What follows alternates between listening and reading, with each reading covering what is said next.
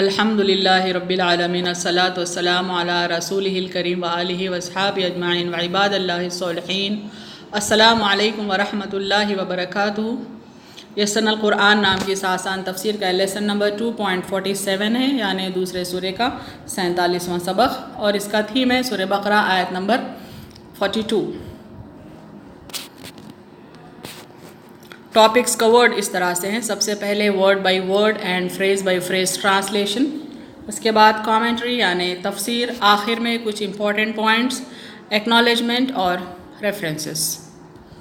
اعوذ باللہ من الشیطان الرجیم، بسم اللہ الرحمن الرحیم۔ ولا تلبسوا الحق بالباطل وتکتموا الحق وانتم تعلمون۔ لفظی ترجمہ دیکھیں نیچے، ولا وا اور لا کا کمبینیشن ہے، وا یعنی اور، لا یعنی نہ یا نہیں۔ لا کا روٹ ورڈ لام الف سے ہے، انگلش میں اینڈ ناٹ۔ تلبسو روٹ ورڈ ہے لام با سین سے، معنی ملاؤ یا مشتبہ کرو، انگلش میں مکس۔ الحق روٹ ورڈ ہے ہا قاف، قاف سے معنی حق، انگلش میں دا ٹروتھ۔ بالباطل روٹ ورڈ ہے با تو، لام سے معنی باطل کے ساتھ، انگلش میں ود فالس ہوڈ۔ وتکتمو روٹ ورڈ ہے کاف تا میم سے، معنی اور چھپاؤ، انگلش میں اینڈ کنسیل۔ الحق روٹ ورڈ ہے ہا قاف، قاف سے معنی حق، انگلش میں دا ٹروتھ۔ وانتم روٹ ورڈ ہے الف نون تا میم سے، معنی جب کہ تم، انگلش میں وائل یو۔ تعلمون روٹ ورڈ ہے عین لام میم سے، معنی جانتے ہو، انگلش میں you know. Phrase by phrase translation دیکھیں اردو میں، ولا تلبسو اور نہ ملاؤ، الحق بالباطل حق کو باطل کے ساتھ، وتکتم الحق اور نہ چھپاؤ حق کو، وانتم تعلمون جب کہ تم اس کو جانتے ہو۔ مکمل ترجمہ نیچے دیکھیں، اور نہ ملاؤ حق کو باطل سے اور نہ چھپاؤ حق کو جب کہ تم اس کو جانتے ہو۔ فریز بائی فریز ٹرانسلیشن دیکھیں انگلش میں، ولا تلبسو and do not mix ul Haq بالباطل the truth with the falsehood وتکتم ul Haq and do not conceal the truth وانتم تعلمون while you know، انگلش میں کمپلیٹ ٹرانسلیشن باٹم پہ دیکھیں، and do not mix the truth with the falsehood and do not conceal the truth while you know۔ تشریح کلمات یعنی interpretation of words دیکھیں، تلبسو معنی ہے خلط ملط کرنا، ملا دینا، مکس کر دینا، کسی چیز کو ڈاؤٹ فل بنا دینا۔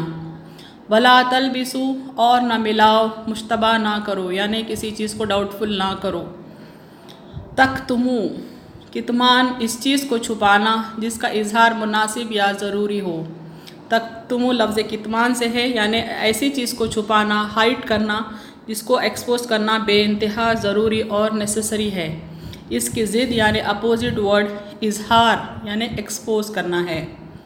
الحق جو چیز محقق ہو چکی ہو، ثابت ہو، واقعہ جس کے مطابق خبر ہو، اس کو حق کہتے ہیں، یعنی جو کہ پروف ہو چکی ہو اس کو حق کہیں گے۔ وتکتم الحق یعنی اور نہ چھپاؤ حق کو۔ تفسیر آیت دیکھیں، تورات کے صفحات محمد صلی اللہ علیہ وسلم کے کمالات و صفات کے ذکر سے مزین ہیں، یعنی اللہ تعالیٰ نے ہمارے نبی محمد صلی اللہ علیہ وسلم کی بہت زیادہ تفصیل پچھلی کتابوں میں بھیجی ہے، اور علماء بنی اسرائیل ان کو چھپانے کی کوشش میں لگے رہتے ہیں۔ یعنی بنی اسرائیل جو قوم ہیں جن میں کافی تعداد میں رسول آئے ہیں، کتابیں آئی ہیں، وہ اچھی طرح سے جانتے ہیں، تورات کے علم سے واقف ہیں، لیکن یہ پبلک کے سامنے حق بات کو آنے نہیں دیتے تھے، تاکہ لوگ ان سے واقف ہو کر آپ صلی اللہ علیہ وسلم پر ایمان نہ لے آئیں۔ وہ اس بات سے ڈرتے تھے کہ اگر حق پبلک کے سامنے ظاہر کر دیا گیا تو پبلک اسلام لے آئے گی، محمد صلی اللہ علیہ وسلم پر ایمان لے آئے گی، اس بات سے وہ ڈرتے تھے۔ اور اگر کسی کی نظر سے ایسی کوئی آیت گزرتی تو وہ اس کی ایسی تعویلیں گھڑ کر اسے بتاتے کہ وہ بیچارہ طرح طرح کی غلط فہمیوں میں مبتلا ہو جاتا۔ یعنی کوئی بندہ تورات پڑھتے وقت اپنے نبی اکرم صلی اللہ علیہ وسلم کے بارے میں جاننے کی کوشش کرتا تو اس کے معنی، اس آیت کے معنی توڑ مڑوڑ کر، ماڈیفائی کر کر ایسے طریقے سے پریزنٹ کرتے کہ وہ الجھن کا شکار ہو جاتا۔ یہاں اللہ تعالیٰ انہیں ایسی مذموم حرکت سے منع فرماتے ہیں۔ انہیں بنی اسرائیل کو اللہ تعالیٰ اس طرح کی حرکتیں کرنے سے روکتے ہیں، منع فرماتے ہیں۔ لبیسا کے دو معنی ہیں، ڈھانپ لینا اور خلط ملط کر دینا، یعنی کسی چیز کو ہائڈ کر دینا، پبلک کے سامنے لانا ہی نہیں، یا اگر لائے بھی تو اس کو الٹ پھیر کر دینا، حق کو باطل سے ملا کر پریزنٹ کرنا۔ اس سے ہر طرح کی تحریف لفظی ہو یا معنوی باز آنے کا حکم دیا جا رہا ہے۔ یعنی جو تحریف کر سکتے ہیں لوگ، یہودی لوگ، بنی اسرائیل لوگ، تحریف یعنی چینجز جو کر سکتے ہیں اللہ کے میسیج میں، وہ دو طریقے سے کر سکتے ہیں۔ ایک تو لفظی یعنی ورڈ ہی بدل دیں گے، یا ورڈ ویسے ہی رکھیں گے، اس کی میننگ بدل دیں گے تاکہ سامنے والا بھٹک جائے، صحیح راستے سے بہک جائے۔ یہ حکم صرف بنی اسرائیل کے علماء کے ساتھ ہی مخصوص نہیں بلکہ ملت اسلامیہ سے نسبت رکھنے والے علماء بھی اس میں شامل ہے۔ یعنی یہ حکم بالخصوص ان پرٹیکولر تو بنی اسرائیل علماء کے لیے ہے، لیکن ان جنرل سبھی کے لیے، اس میں مسلمان علماء بھی، مسلمان لوگ بھی شامل ہیں۔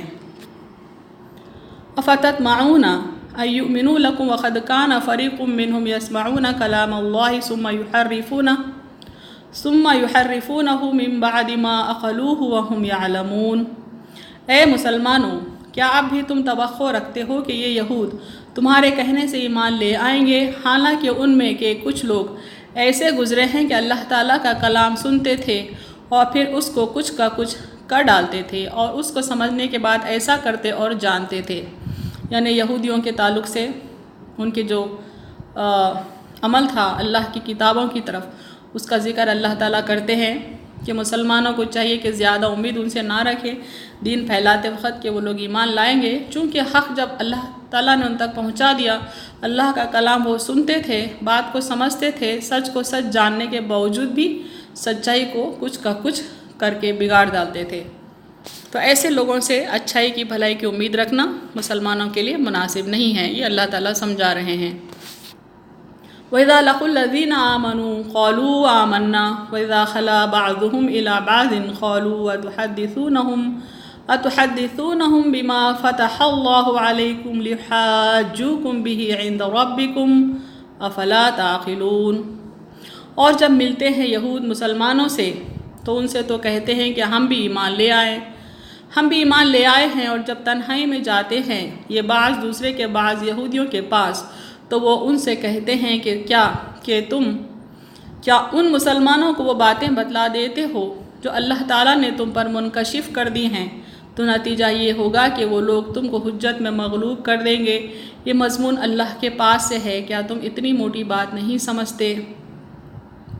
یہاں دیکھیں ان منافق یہود کا ذکر ہو رہا ہے جو جب مسلمانوں میں جاتے تو اپنے آپ کو مسلمان ثابت کرنے کی کوشش کرتے ہیں اور مسلمانوں سے کہتے ہیں کہ ہم تو ایمان لے آئے، لیکن جب تنہائی میں اپنے دوسرے یہودی ساتھیوں سے ملتے ہیں تو ان کو ڈانٹتے ہیں کہ حق بات مسلمانوں کے سامنے ایکسپوز نہ کرو، پریزنٹ نہ کرو۔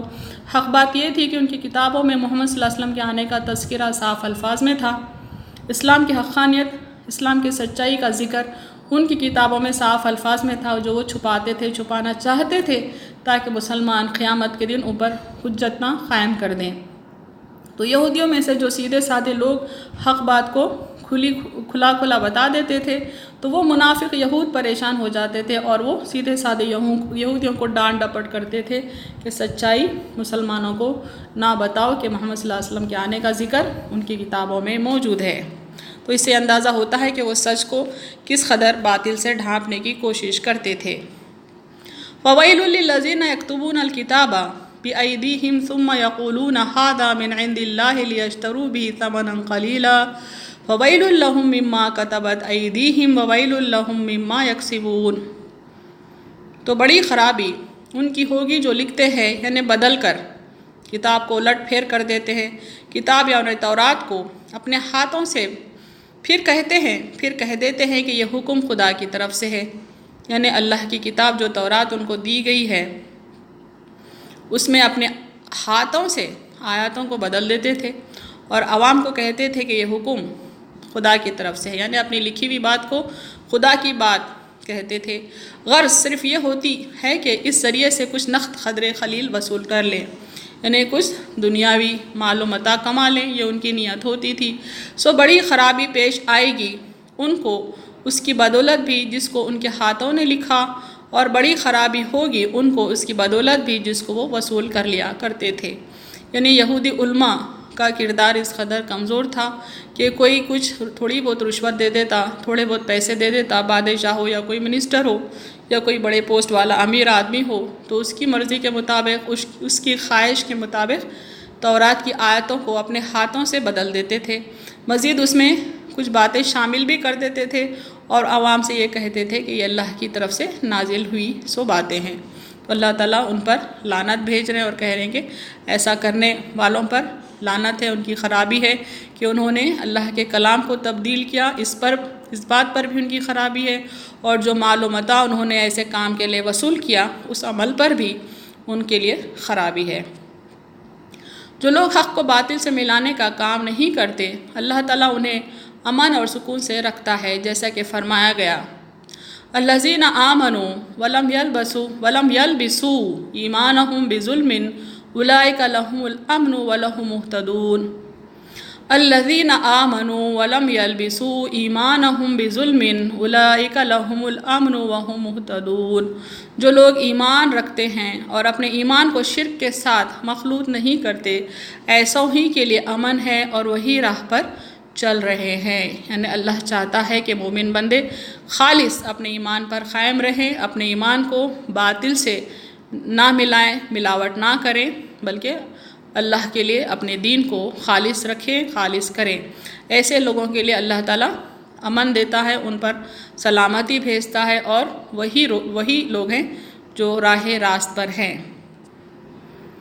یہاں اللہ کی طرف سے نازل شدہ برحق باتوں کو باطل اور جعلی نظریہ سے مخلوط کرنے کی مذمت ہو رہی ہے۔ یعنی اللہ تعالیٰ یہ بالکل نہیں پسند کرتا کہ حق اور باطل کو ملایا جائے۔ باطل کو حق کی شکل میں پیش کرنے کا یہ عمل نہایت خطرناک ہے، بہت ڈینجرس ہے، کیونکہ اس سے کئی نسلیں تباہ ہو جاتی ہیں، کئی قومیں تباہ ہو جاتی ہیں کہ سچ کو جھوٹ میں ملا کر پریزنٹ کیا جائے اگر۔ ولا تلبسوا، حق و باطل کو مخلوط اور حق میں تحریف کی ممنوعیت پر مشتمل یہ حکم لفظی اور معنوی دونوں قسم کی تحریفات کو شامل ہے۔ یعنی الفاظ بدل رہے ہیں اللہ کے میسیج کا، تب بھی اللہ نے لعنت کی ہے۔ الفاظ جوں کا تو رکھ کے اگر معنی بدل کر لوگوں کو بھٹکا رہے ہیں، تب بھی اللہ کی طرف سے ایسے لوگوں پر لعنت ہے۔ اور یہودی دونوں قسم کی تحریف کے مرتکب ہوئے ہیں۔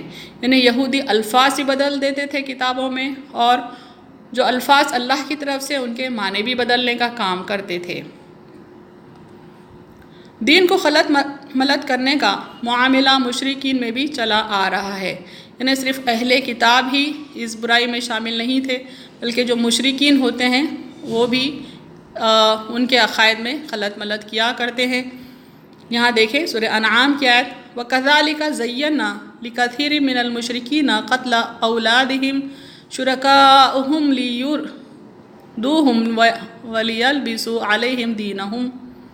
اسی طرح بہت سے مشرکوں کو ان کے شریکوں نے ان کے بچوں کو جان سے مار ڈالنا اچھا کر دکھایا ہے تاکہ انہیں ہلاکت میں ڈال دے اور ان کے دین کو ان پر خلط ملت کر دے۔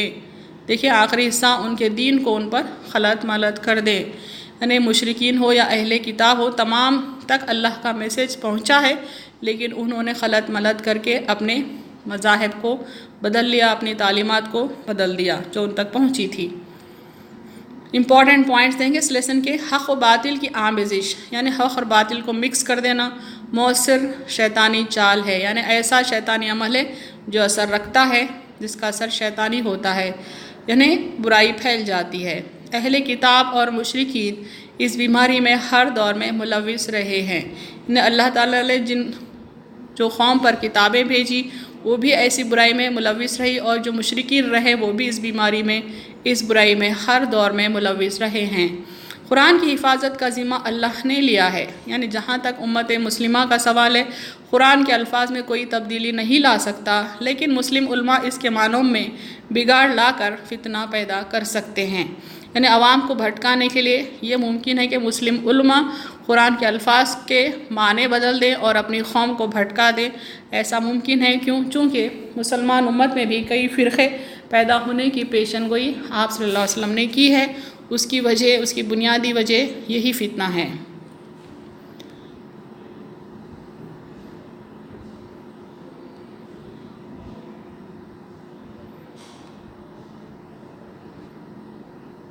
وآخر دعوانا ان الحمد للہ رب العالمین۔